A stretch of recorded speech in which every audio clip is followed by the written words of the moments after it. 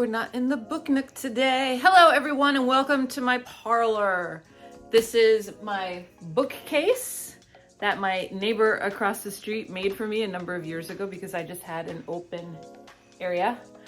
So I thought what we would do today is go through my classic shelf because I have like space for one more book. So let us take some time and go through it. I'm gonna pull all the books down off the shelf. I'm gonna dust it off and then I'm gonna put them all back after we say goodbye to each other. But yeah, so this is my parlor bookcase. Okay, so what I decided to do is just take a chunk, 2 rows of the books off because it would be a really long video for me to cover everything. So I'm gonna do like a part 1 and a part 2 of this particular library tour. So this is gonna be part 1. And I still have books of the month I know I have to go through too. I know.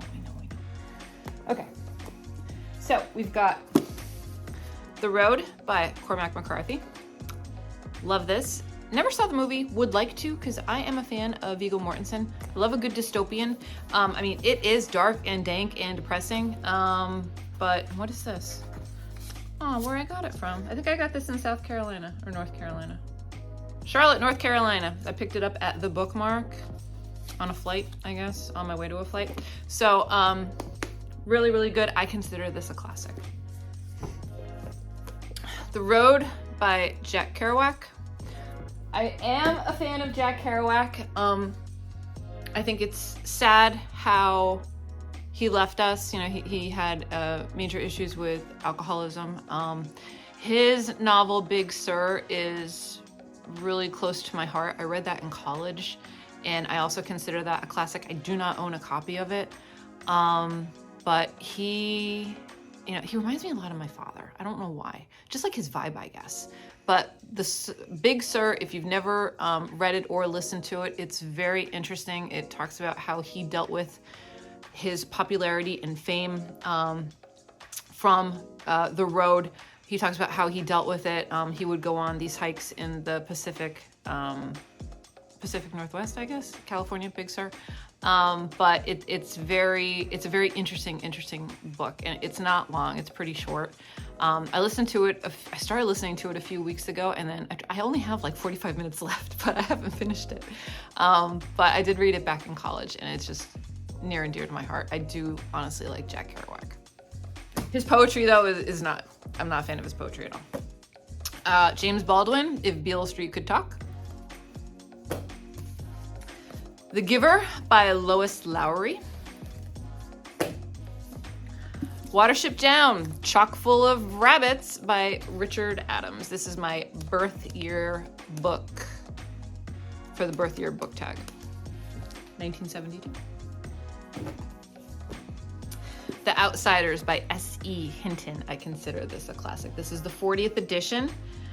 I got it at a local store for $1.99. I also love John Steinbeck. At the library sale that's going to be coming up in 2 weeks, I hit their classics hard. I really do. And they always have these nice little penguin editions. This is the play Burning Bright. Haven't read it though, but I need to. Next, The Man in High Castle by Phillip K. Dick. Breakfast at Tiffany's by Truman Capote. I don't know why I have this in the classic shelf. Is it a classic? Let me know. My Brilliant Friend by Elena Ferrante. I don't know if I should put it in the classic. I think I should take it out. Let me know in a comment section down below. I haven't read it. Most of these I have not read. Lolita by Vladimir Nabokov. This one I got at the sale too. I think I probably paid $1 for it. Night by Elie Weisel. I did read this. This was for a former book club. We did this and it's absolutely fantastic. This book was really powerful and I read this about 3 years ago.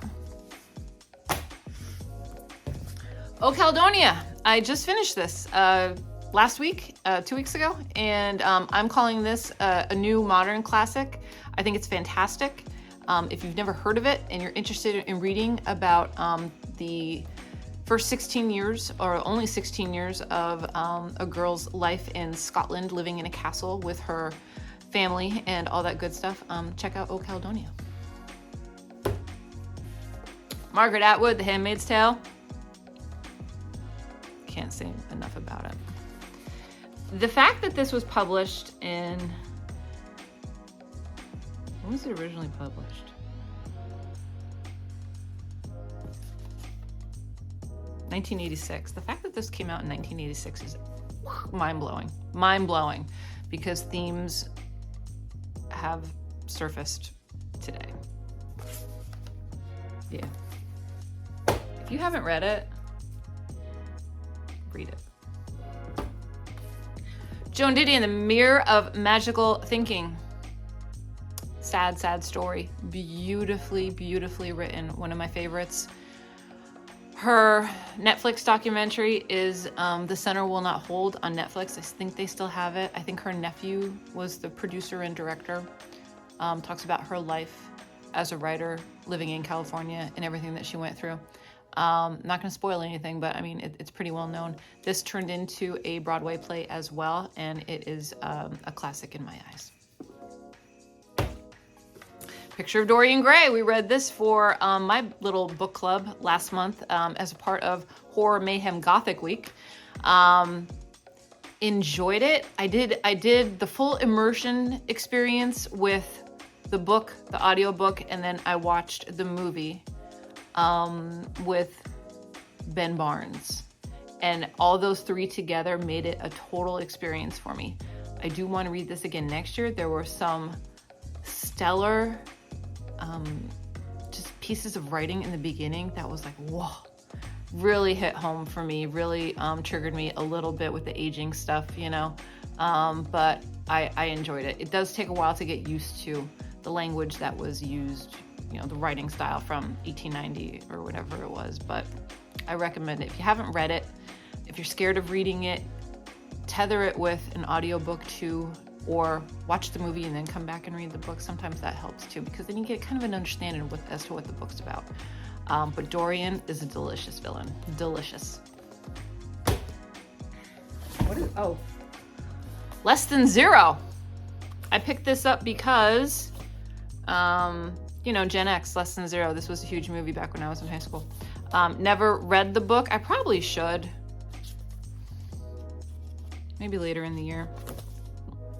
Let me know if you've read this. Okay. Patricia Highsmith, Strangers on a Train. This was a part of... What was this a part of? This was The Readers. There used to be a podcast called The Readers. They did a podcast book club, and that was for this. This is really, really good. I read this a bunch of years ago. I should read it again. I enjoyed it. John Steinbeck, Sweet Thursday. Another addition to my John Steinbeck collection. The Stranger by Albert Camus. Love this book. Short book. It's super interesting. I read this during the summer one year, and it was good. Really, really enjoyed it. This is 100 and some pages. A lot of these classics are really thin, which is nice. Like if you're looking to add more content to your month, add more bookish content. John Steinbeck, East of Eden. Haven't read it, but I bought it. One day. Let me know if you like Steinbeck as well. Tennessee Williams, The Glass Menagerie. Menagerie. I remember reading The Glass Menagerie in high school. I just have to be in the mood to read a play, you know, just because of the format and how it's set up. But yeah. And what else? The last one, Kurt Vonnegut, Slaughterhouse-Five. I started this around the holidays and I just couldn't get into it. Being a mood reader, I wasn't in the mood for it. I was not in the mood for it. I think I really have to put this down and commit to reading it, because when you're a mood reader and something's not driving with you, next, you just want to move on to something else. So I know it's an important book. I know I should read it. I know kind of what's it all involved, but I just haven't been in the mood to carry through with it. So I'm going to be doing that. All right. So that is the first half of my shelf, and we're already at 9 minutes. So I think we're going to stop there. And then I'm going to dust off that section, take those down, and I'll film a part 2 to this. And part 2 will probably go up next week or maybe over the weekend. Okay, so until next time, everyone, enjoy your summer vibe. I will see you in my next video. So goodbye for now.